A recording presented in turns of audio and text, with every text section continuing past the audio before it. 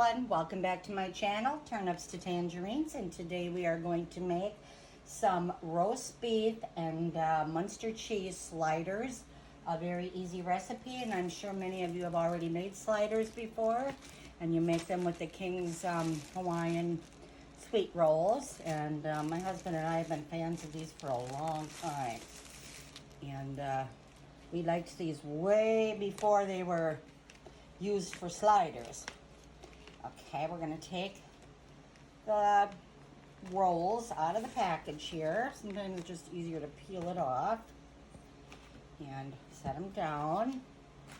Then we're going to take our serrated knife, which is the best thing to use for this, and you can cut them however you feel comfortable cutting. Some people cut them like this and hold the top down. Some cut them this way. Some cut them whatever way. I prefer to stand it up like that and kind of cut like this. It doesn't have to be, you know, perfect, but it helps if you can kind of, you know, go all the way down here. Get it going, and then you just keep on cutting here. I sometimes go around the little loop here and, you know, do the best you can do. What you want to do mainly is you want to keep these intact. You want to have a bottom half all in one, and you want to have a top half all in one, which I did do the top half a little on the thin side, but that's okay. Okay, so the bottom half here, we're going to take a little bit of butter.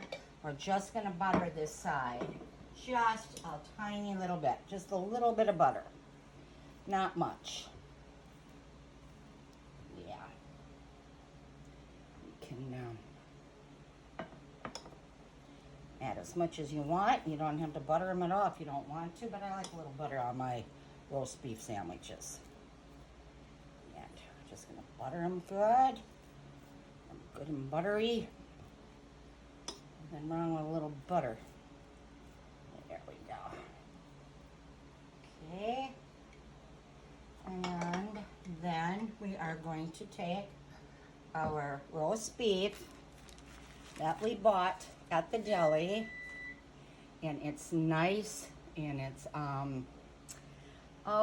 think it's called a top round beef, medium, I think it was, but it's nice and thinly cut.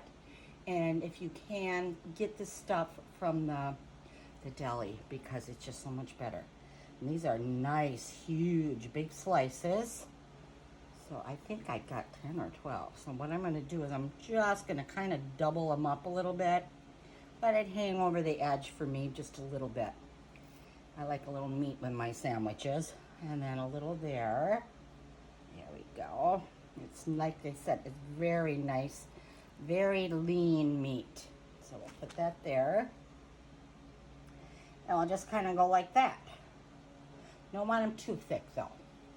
And then we're going to take our Muenster cheese, and I'm using Sargento, already sliced, nicely sliced. I prefer that type of cheese versus the deli style, because these slices are, like I said, nice and thin, and that's what you want. And then you just lay them on top of that.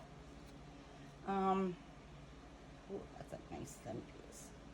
Wow, can't even get that one off, it's so thin. I think we'll save that one. Save that one for the dogs. They love cheese. So we're going to do that. Just lay that on there. And go from there. We always have cheese, so you never mind extra cheese at all in my house. And then we're going to put that there. Take the little paper off, which is actually kind of a nice idea. I'm going to set that aside and kind of just push it down here. And then we're going to take a little bit. Now, you don't have to if you don't like horseradish sauce. You don't have to use it. I like the flavor of horseradish sauce with beef, You can use mayonnaise if you want. This looks like mayonnaise actually. That's all it is a creamy style horseradish sauce that you can buy the condiments, you know, by your mustard, barbecue sauce, whatever. This is called, oh geez, what's the name of it? It starts with an I, Inglehoffer or something or another like that. If that's the right way to say it, I'm not sure. And like I said, this is up to you. If you want it on, hey, go for it. If you don't use it. You could even use, if you wanted to, you could even use, we get some, the horseradish, regular horseradish up here too. Lakeside, I do believe, puts out a really nice one too, which you can do that also.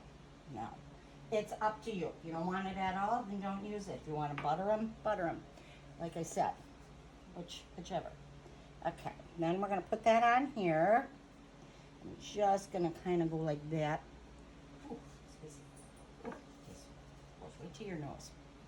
And then we're going to give each of the little doggies a little bite of cheese here. Yeah, I'm going to grab one too. Silly me, I didn't put it on my pan first. Isn't that silly? Oh well. Now I'm going to move that over here. Get that ready. And then what we have here is 1 tablespoon of butter that I melted with a half a teaspoon of garlic powder and a half a teaspoon of onion powder. And I added just a little sprinkle of house seasoning, that is just white pepper, salt, and I think just a little garlic powder. And then I'm just gonna brush the top with this, just, you know, give it a little oomph. Yeah.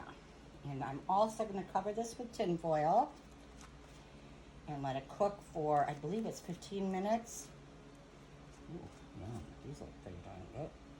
And just kind of get the sides here too. It's just gives it a nice brown. The butter gives it a nice brown color, you know, toasted looking color. And like I said, it should be nice and easy. Why not? Perfect for a football game, basketball game, baseball game, you name it, any kind of game, or no game at all. Just eat it because it's good. And look at how fast did that go. 2 minutes and they were in. Now I'm going to cover up with some tin foil and we'll be done.